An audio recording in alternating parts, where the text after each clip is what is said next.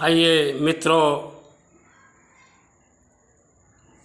हमारे माँ Bhagwati YouTube channel पर जो हमारी गुरु भी हैं,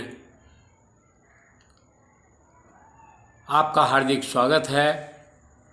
दुर्गा सप्तशती के विषय में और गायत्री महामंत्र के विषय में।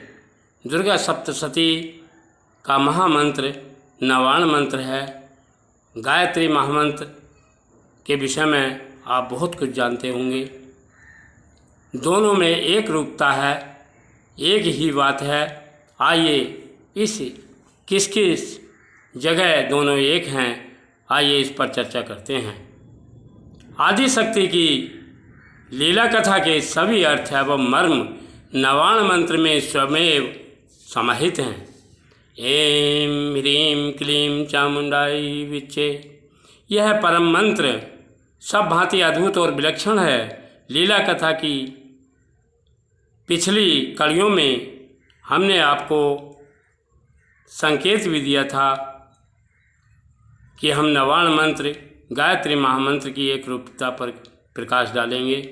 नवाण मंत्र एवं गायत्री मंत्र दोनों ही भगवती आदि शक्ति के स्वरूप एवं महिमा का गान करते हुए भगवती की भक्ति एवं शरणागति की याचना करते हैं, जो दुरितों का नाश करके जीवन के दुर्गम पथों को सुगम बनाती हैं। वह दुर्गा हैं। यही दुर्गा जब साधक के अंत है प्राणों के कलुष को धोकर प्राणों व्यय का त्राण त्री करती हैं तो गायत्री कहलाती हैं।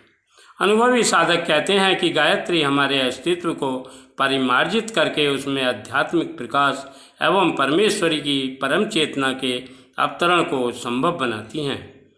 इसी तरह नवाण मंत्र की साधना साधक को त्रिगुणात्मिक प्रकृति के तत्व सत्य व शक्ति का बोध कराकर उसे त्रिगुणातीत अवस्था तक पहुंचाती है। साधक चाहे नवाण मंत्र की साधना करे या फिर गायत्री मंत्र की, उसे तपस्वी जीवन की रीति नीति अपनानी ही पड़ती है। इसी तरह बिना भाव भरे समर्पण के कोई भी साधना पूरी नहीं होती। इन दोनों ही साधनाओं का एक सच यह है कि जिस भी महामंत्र की साधना की जा रही है उसके अर्थ एवं मर्म का सतत चिंतन होते रहना चाहिए। यही चर्चा मंत्राक्षों की करें तो गायत्री महामंत्र ओम भूर्भुवः स्वः तत्सवितुर्वरेण्यं भर्गो देवस्य धीमहि धियो यो नः प्रचोदयात्। ओमकार के ध्यान बीज व 3 विभूतियों के साथ 9 शब्दों व 3 चरणों में 24 अक्षरों में भगवती की भाव चेतना को अपने में पिरोए है। जहाँ तक नवाण मंत्र की बात है तो यह महामंत्र त्रिगुणात्मिका प्रकृति के 3 मंत्र बीजों को मिलाकर चामुंडाई विच्चे पद के साथ 9 अक्षरों में भावमयी भवानी की चित्त शक्ति को प्रकट करने की सामर्थ्य रखता है। अपने भाव के मंत्र संरचना में व अर्थ गांभीर्य में दोनों ही मंत्र एक रूप व समरूप हैं। नवाण मंत्र में व्याप्त त्रिगुणात्मिकी प्रकृति की मंत्र शक्ति ही गायत्री महामंत्र के 3 चरणों में अभिव्यक्त हुई है। नवाण मंत्र के 9 अक्षरों में जो गोपनीय रीति से गूंथा गया है वही तत्व और सत्य गायत्री मंत्र के 9 शब्दों में कहा गया है। दोनों ही महामंत्र की साधना फलश्रुतियाँ भी समरूप हैं। यदि इसका विस्तार करें तो नवाण मंत्र में आदिशक्ति के 3 रूपों महाकाली, महालक्ष्मी एवं महासरस्वती की शक्ति एवं चरित्र बीज रूप में कहे गए हैं। इस मंत्र का अर्थ विस्तार श्री दुर्गा सप्तशती के 3 चरित्रों एवं 700 श्लोकों में है। नवाण मंत्र की यही समरूपता गायत्री मंत्र के 3 चरणों में है। इसके 3 चरणों में भी महाकाली, महालक्ष्मी एवं महासरस्वती की शक्ति व चरित्र का विस्तार हुआ है। नवाण मंत्र का क्लीम बीज भगवती महाकाली की शक्ति को स्वयं में समेटे है। गायत्री महामंत्र के तस्य वितुर्वरेण्यम पद में भी यह भाव व्यक्त हुआ है। गायत्री मंत्र के इस प्रथम पद का अर्थ है उस सविता देव का वर्ण करते हैं। साधक के लिए अपने आराध्य का वर्ण उसकी साधना का प्रथम कर्तव्य है, लेकिन यह कर्तव्य पूर्ण करना आसान नहीं। लोभ मोह वासना तृष्णा के जटिल बंधन साधक को यह करने नहीं देते। मन बार बार सांसारिकता में अटकता फंसता उलझता रहता है।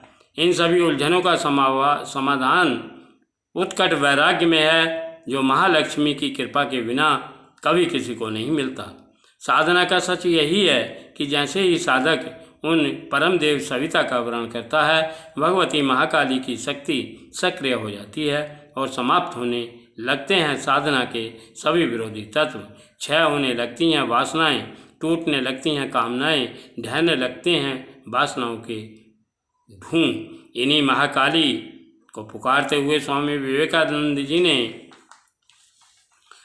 महाराज आप अपनी बंगला कविता नाचुक ताहते श्यामा में कहते हैं, अये कालिके माँ कराली के शीघ्र मर्म कर उच्छेद, इस शरीर पर प्रेम भाव यह सुख सपना माया कर भेद। चूर चूर हो स्वार्थ साध सब मान, हृदय हो महाशमशान, नाचे उस पर श्यामा लेकिन घन रण में निज भीम कृपाण। स्वामी जी के इन्हीं भावों में डूबकर प्रत्येक साधक को अपने हृदय में माता महाकाली का आह्वान करना पड़ता है, और जब उसके हृदय में कामनाओं वासनाओं व तृष्णाओं के खंडर भी नहीं बचते, जब उसका हृदय महाशमशान हो जाता है, तब उसमें होती है योग ऐश्वर्य की नवीन सृष्टि। गायत्री महामंत्र के द्वितीय चरण भर्गो देवस्य धीमहि में यही भावानुभूति भरी हुई है। यह सत्य नवाण मंत्र के हिरिम बीज की महालक्ष्मी शक्ति का आधार है।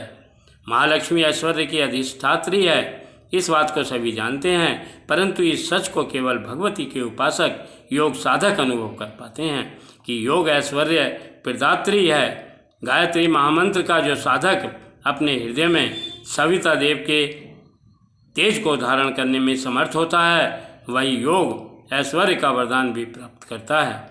योग ऐश्वर्य की चरम परिणति है ज्ञान, जो माता सरस्वती का वरदान है। गायत्री मंत्र के तृतीय चरण धियो योना प्रचोदयात् में यही सत्य संजोया गया है। नवाण मंत्र में एम बीज में यही भाव भरा है। योग साधना का चरम तत्व ज्ञान में है। जो साधना को अष्ट सिद्धियों नव निधियों का प्रदाता मानते हैं, वे कितने ही महातपस्वी व योगी क्यों न हों, पर अभी वे हैं अज्ञानी ही।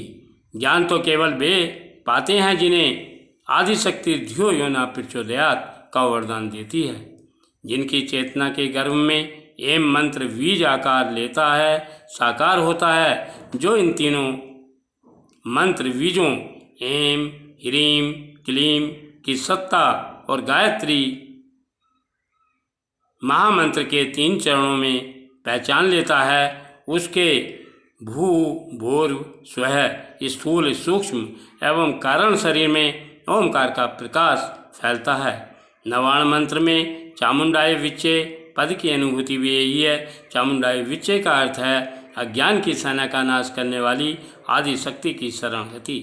उनकी संपूर्णता में अपनी सत्ता को विलीन कर उनसे एक रूप हो जाना, स्थूल सूक्ष्म व कारण शरीर में उन्हीं की अनुभूति पाना। जिन साधकों के अंतःकरण नवाण मंत्र एवं गायत्री मंत्र की एक रूपता को समझने में समर्थ हो चुके हैं, उन्हीं के लिए साधना पथ पर बढ़ चलने के लिए स्वामी विवेकानंद जी की यह वीरवाणी है।